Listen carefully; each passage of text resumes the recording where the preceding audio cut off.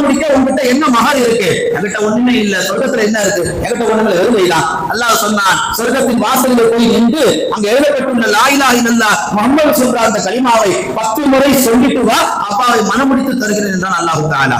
ஒரு மனைவியை மனைவியாக ஆக்குவதற்கும், ஒரு பெண்ணை தொடுவதற்கும் மகர் கண்டிப்பாக கொடுக்க வேண்டும். மகர் கொடுக்க முடியாத காலங்களிலும் கூட அல்லாஹ் காசு பணங்களுக்கு முக்கியத்துவம் தரல, ஸலவாத்துக்கு முக்கியத்துவம் தந்திருக்கிறான். இன்னைக்கு அப்படிப்பட்ட கல்யாணங்கள் நடந்தால் அது வலிமார்கள் நல்லோருடைய குடும்பங்கள் என்று சொல்லலாம். இன்னைக்கு அப்படி இருக்கா? கிடையாது. பெருமானாருடைய மகர், பெருமானாருக்கு சொல்லப்பட்ட ஸலவாத் அல்லாஹ் ஆணுக்கு மகராக தந்தது. அல்லாஹ் பெருமானாரை கண்ணியப்படுத்துகிறான். எந்த நபிக்காவது இருக்கா?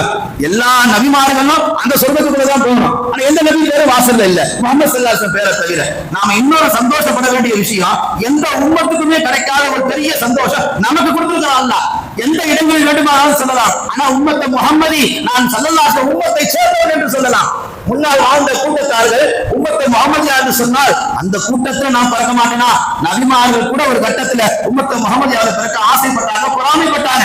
ஆனா கேவலம் உம்மத்தை முஹம்மதியாவிலே பிறந்து கொண்டு பெருமானார் மீது சொல்லக்கூடிய ஸலவாத்தை சொல்லாமல் வாழ்ந்து